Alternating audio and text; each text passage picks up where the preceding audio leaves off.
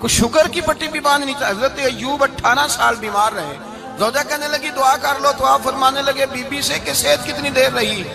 اس نے کہا 60 سال. تو آپ فرمانے لگے ذرا بیماری کو بھی 60 سال گزر لینے دو, پھر دعا بھی کر لیں گے. یہ دعا کی, اللہ یہ لفظ کہے, اللہ نے صحت دے دی, تندرستی آ گئی. ایک دن گھر میں بیٹھے بیٹھے زوجہ کہنے لگی کہ ایوب یہ بتاؤ دکھ اچھے کہ سکھ؟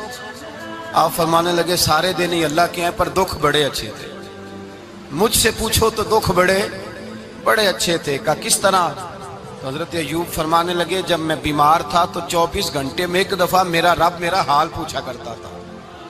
ایک دفعہ میرا اللہ پوچھتا تھا ایوب تیرا حال کیا ہے؟ فرماتے ہیں 12 گھنٹے تو لذت ہی رہتی تھی کہ میرے رب نے میرا حال پوچھ لیا ہے, اور اگلے 12 گھنٹے میں انتظار کرتا تھا مالک حال دوبارہ کب پوچھے گا. فرمانے لگے اب صحت تو ہو گئی ہے, پر اب میرا رب میرا حال تو نہیں نہ پوچھتا. بھائی مشکلات جو ہوتی ہیں وہ تو تجھے سجا دیتی ہیں, سوار دیتی ہیں. تجھے یاد آتا ہے کوئی اپنا, جب تجھے درد ہوتی ہے نا, تکلیف ہوتی ہے, پھر تیرا دل کرتا ہے کوئی کندھا ملے جہاں میں سر رکھ کے رہوں. پھر اسی لیے تو کسی درویش سے کسی نے پوچھا تھا اپنا کون ہوتا ہے؟ تو کہا جو تجھے دکھ کے وقت یاد آئے وہ تیرا اپنا ہے.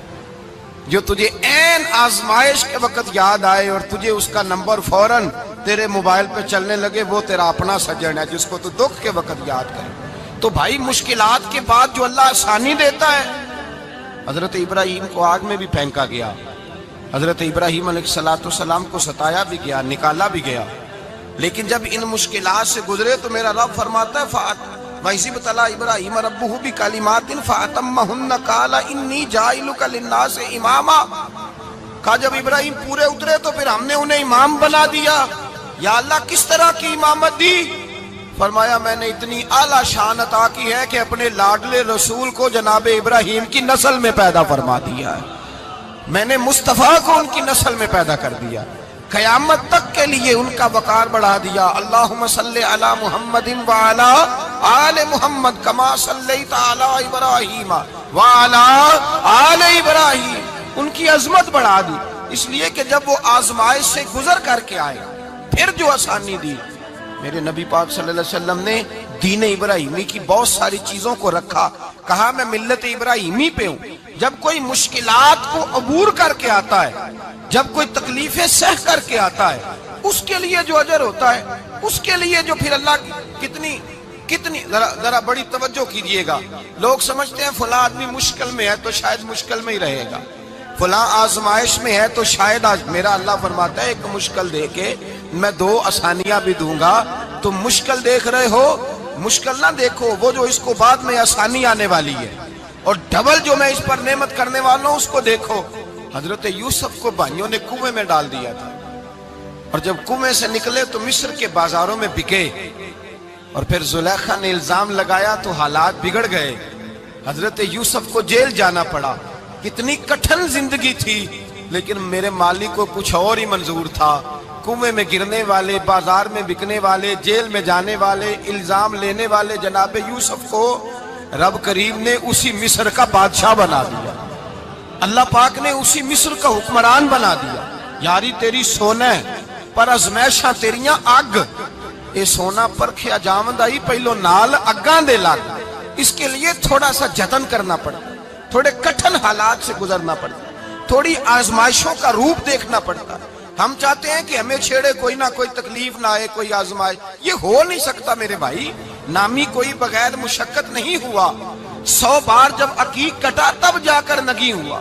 ہم چاہتے ہیں کہ ہمیں کچھ بھی دقت نہ آئے, مشکلات نہ آئے, اور مشکلات تو انسان کو سنوارتی ہیں بھائی, وہ تو نکھارتی ہیں. کبھی پوچھا کرو جا کر کے کسی گندم کے دانے سے کہ تو کہاں سے ہو کے آیا ہے, کہاں سے نکل کے آیا ہے, تو وہ بتلائے گا کہ بڑے مشکل مراحل سے گزرا ہوں, اور پھر اللہ نے مجھے طاقت دی ہے کہ میں انسان کے وجود کا حصہ بناؤں. تو بھائی کٹھن مراحل, آزمائشیں, تکلیفیں, یہ انسان کو بڑا انسان بنا دیتی ہیں. یہ اس کے لیے ترقیوں کا پیش خیمہ ہوتی ہیں. ہمارے جوان پریشان ہو جاتے ہیں, عورتیں خاص کر کے اس بات پہ توجہ کریں, وہ بڑی جلدی غم لے جاتی ہیں. وہ کہتی ہیں جانے میرا کچھ ہوگا ہی نہیں, جانے میرا کچھ ہو ہی نہیں سکتا. میرے بھائی درجنوں اور بیسیوں لوگ ایسے ہیں جن کی اولادیں نہیں تھی, لیکن نام ان کا ان سے بھی زیادہ ہے جو بڑے بڑے صاحب اولاد. حضرت خواجہ معین الدین اجمیری کو جانتے ہیں آپ لوگ؟ نہیں، جو جانتے ہیں وہ بولے جانتے ہیں جی؟ لو جی، کافی سارے جانتے ہیں، تھوڑے جی رہ گئے نا۔ جانتے ہیں نا خواجہ صاحب کو؟ ان کے کسی بیٹے کو جانتے ہوں؟ نہیں جانتے، نہیں جانتے، نہیں جانتے آپ ان کے بیٹے کو۔ حضرت خواجہ معین الدین اجمیری رحمت اللہ تعالیٰ علیہ کے بیٹے کو نہیں جانتے، لیکن ویسے آپ ہندوستان میں کسی آدمی کو چھیڑ کے دیکھیں، وہ کہے گا میں خواجہ صاحب کا روحانی بیٹا ہوں، میں اولاد۔ حضرت غوث اعظم رضی اللہ تعالیٰ عنہ کی اولاد کو کم لوگ جانتے ہیں، لیکن آپ ویسے کسی کو پوچھ کے دیکھیں 11ویں والا پیر کون ہوتا ہے، ہر آدمی ہاتھ اٹھا کے بتائے گا خدا کے فضل سے ہم پر ہے سایہ غوث اعظم کا، ہمیں دونوں جہاں میں ہے سہارا غوث اعظم۔ لوگ جھوم کے بتلائیں میرے بھائی، یہاں لوگ پریشان ہو جاتے ہیں کہ اولاد ہوگی تو یہ ہوگا، فلاں ہوگا تو یہ ہوگا۔ بھائی ایسی کوئی بات نہیں، میرے پاس پیسے ہوتے تو میرا ابا بیماری سے فوت نہ ہوتا۔ جو مالدار ہوتے ہیں تو کیا وہ بچ جاتے ہیں؟ حضرت اسرائیل انہیں چھوڑ جاتے ہیں؟ او خدا کے بندے، تو کیسی بات کر رہا ہے؟ یاد رکھ، یہ جو آزمائشیں ہوتی ہیں، یہ جو تکلیفیں ہوتی ہیں، یہ جو تھوڑے سے مشکل حالات ہوتے ہیں۔ حضرت یونس علیہ السلام کی دوستی ہوگی حضرت جبریل امین سے، جناب جبریل ملنے آئے۔ حضرت یونس علیہ السلام فرمانے لگے جبریل میرا دل کرتا ہے مجھے اس بندے کی ملاقات کرا جو اللہ کا سب سے زیادہ عبادت گزار بندہ ہے۔ حضرت جبریل امین لے گئے دور دور فلسطین کے علاقے میں، اور لے جا کر ایک بندے سے ملاقات کرائی جس کی دونوں آنکھیں بھی کوئی نہیں تھی، دونوں بازو بھی کوئی نہیں تھی، دونوں پیر بھی کوئی نہیں تھی، اور اس بندے کی زبان پر لفظ بڑا کیا جاری تھے، یا اللہ تیرا شکر ہے، یا اللہ تیرا، بول کے کہیے یا اللہ تیرا، اے اللہ تیرا شکر ہے۔ شکر شکر کر رہا تھا۔ حضرت جناب سیدنا یونس علیہ السلام کہنے لگے میں نے تجھے عبادت گزار کو ملانے کو کہا تھا، تو کہاں لے آیا؟ حضرت جبریل کہنے لگے یا یونس، یہ ہر چیز جانے کے باوجود اپنے رب کی رضا پہ راضی ہے۔ اس وقت دنیا میں نبیوں کے بعد جس سے اللہ سب سے زیادہ پیار کر رہا ہے وہ یہی بندہ ہے، یہ اپنے رب کی رضا پہ راضی ہے۔ اے تن میرا کنگی ہووے تے میں زلف سجن دی واواں، تے پوش میرے دی جتی بن جائے تے میں یار دی قدمی آواں، مارو مارو مینو مار مکاؤ کوئی عذر نہ پیش لے آواں، تے جے سونا ہی میرے دکھ وچ راضی، جے سونا ہی میرے دکھ وچ راضی، جے سونا ہی میرے دکھ وچ راضی تے میں سکھ نو چلے ڈاواں۔ مالک کی جب اس حال میں راضی ہے تو بس ٹھیک ہو گیا، ٹھیک ہو گیا۔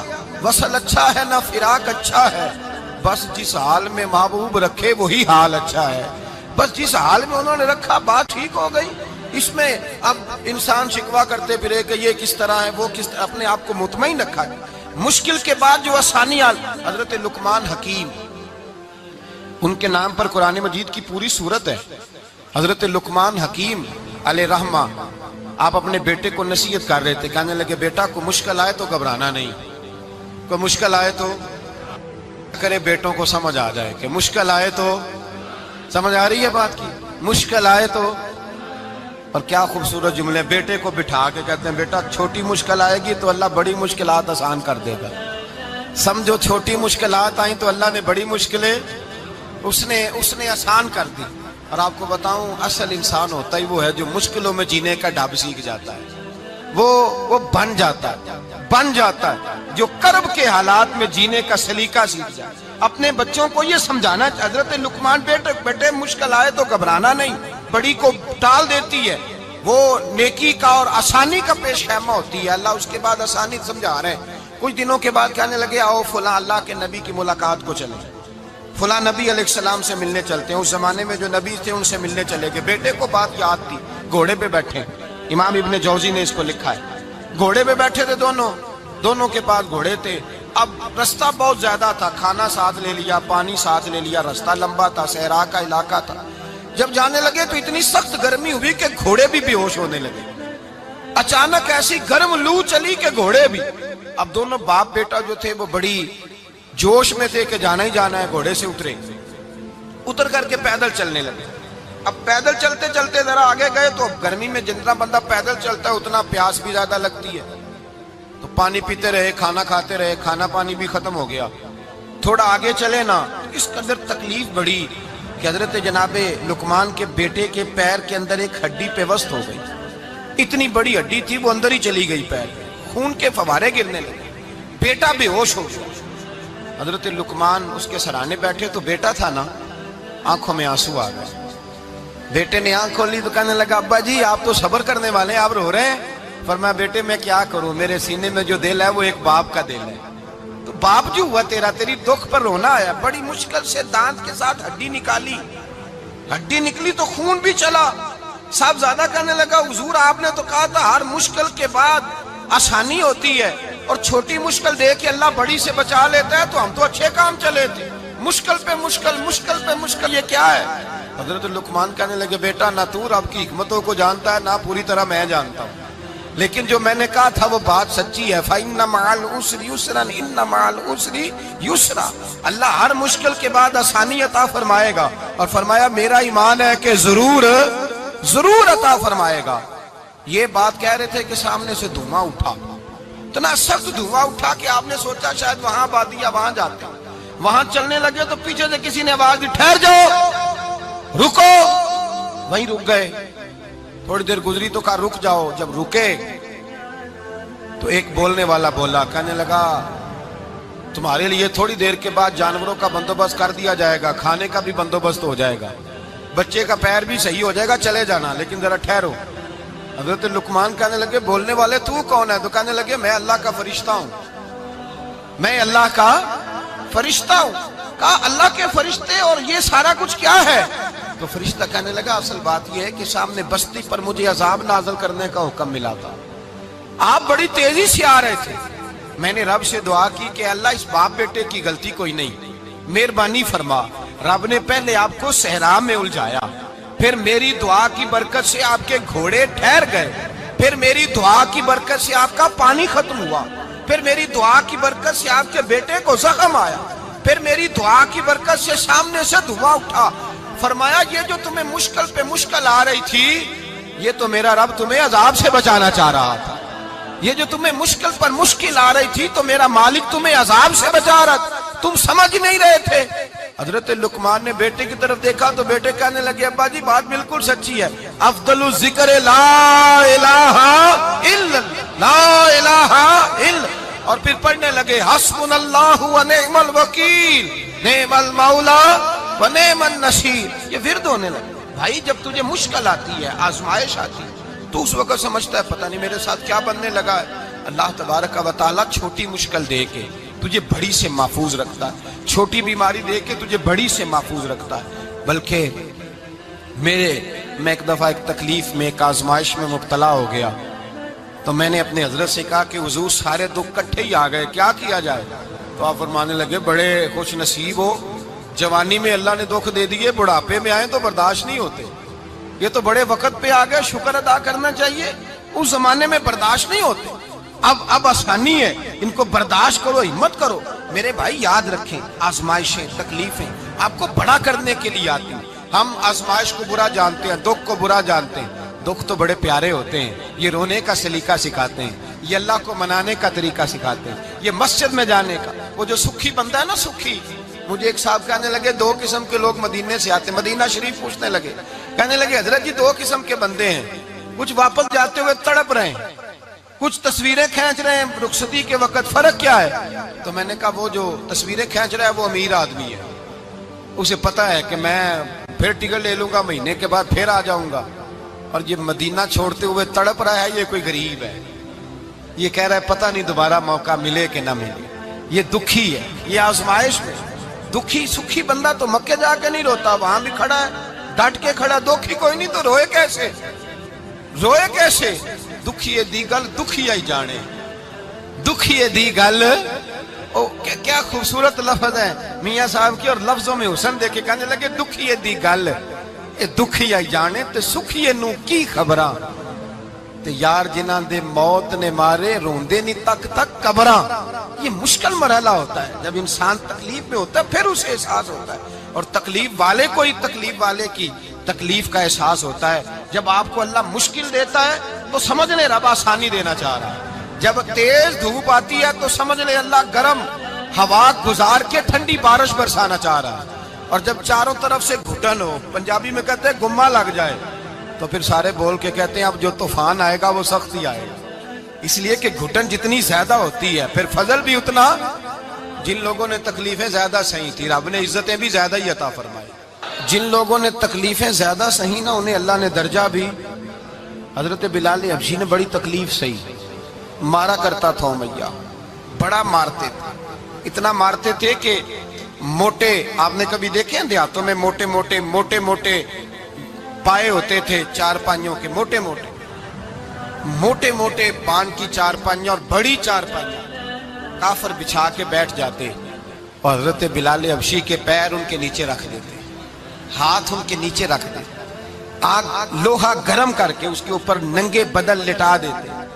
مکے نے بڑی آزمائشیں دیکھی، پھر اسی مکے نے مدینے نے عجیب رنگ دیکھا کہ میرے نبی معراج سے واپس آئے اور حضور نے عظمت دی، فرمایا بلال یار تیرا بڑا مقام ہے، تو مدینے میں چل رہا تھا اور میں جنت میں تیرے قدموں کی آواز سن رہا تھا، کتنا تیرا مقام ہے، کتنا تیرا درجہ ہے، میں وہاں تیرے چلنے کی آواز سن رہا تھا۔ حضرت ابو بکر صدیق رضی اللہ تعالیٰ عنہ نے اس زمانے میں حضور کی نوکری کی جب دوسرا جانثار کوئی نہیں تھا، سارے لوگ تانے دیتے، کہتے ابو بکر تو اکیلا ہی سیاںا ہے، سارا مکہ مخالفت کرتا ہے، تو جان ہی نہیں چھوڑتا، سارا زمانہ مخالفت کرتا۔